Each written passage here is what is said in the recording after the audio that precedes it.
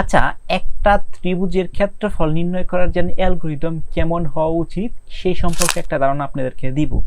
তো first of all এই যে সমস্যাটা আছে সেই সমস্যাটা হচ্ছে একটি ত্রিভুজ থাকবে এবং সেই ত্রিভুজের ক্ষেত্রফল নির্ণয় করতে হবে, অর্থাৎ এটা অ্যালগরিদম লিখতে হবে। সো অ্যালগরিদম লেখার জন্য ফার্স্ট অফ অল যে সমস্যাটা সেটা হচ্ছে একটি ত্রিভুজের ভিত্তি, বেস এবং উচ্চতা।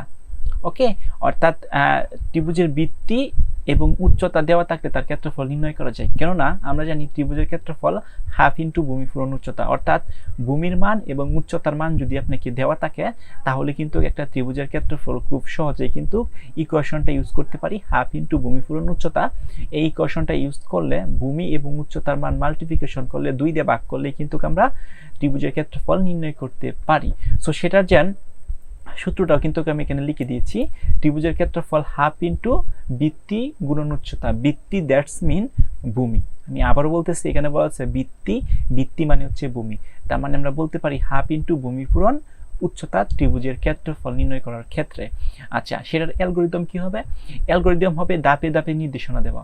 প্রথমে স্টার্ট করা মানে শুরু করা, তারপর ত্রিভুজের ভিত্তি, ভিত্তি মানে হচ্ছে ভূমি, অর্থাৎ ভূমির মানটা ইনপুট নেওয়া, তারপর কি উচ্চতা, উচ্চতার মানটাও ইনপুট নেওয়া।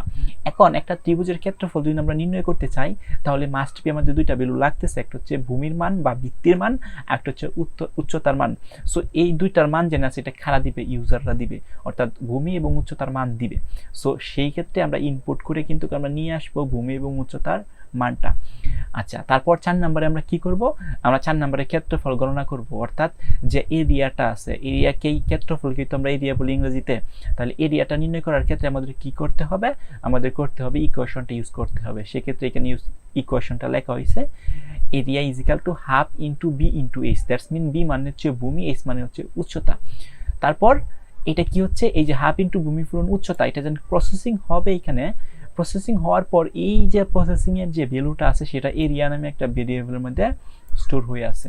তারপর এই যে এরিয়া নামে যে ভেরিয়েবলটা আছে সেটাকে প্রিন্ট করে দেওয়া বা ফলাফল প্রদর্শন করা বা প্রিন্ট করা, আপনারা যাই বলেন না কেন, তখনই কিন্তু ফলাফল সে চলে আসবে, আমরা দেখতে পাবো।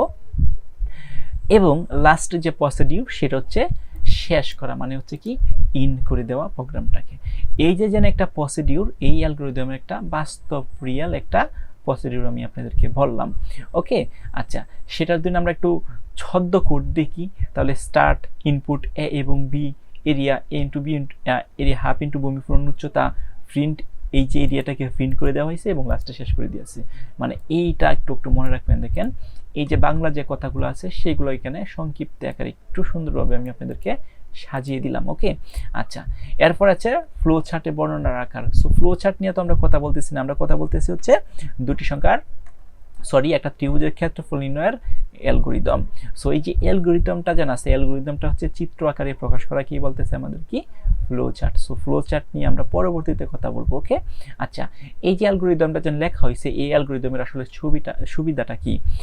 খুব সহজভাবে ক্ষেত্রফল বের করা যায়, প্রোগ্রামের কোডে সহজে রূপান্তর করা যায়, ভুল হওয়ার সম্ভাবনা কমে, গাণিতিক সমস্যা দ্রুত সমাধান করা যায়। সো এই হচ্ছে একটা ত্রিভুজের ক্ষেত্রফল নির্ণয়ের অ্যালগরিদম।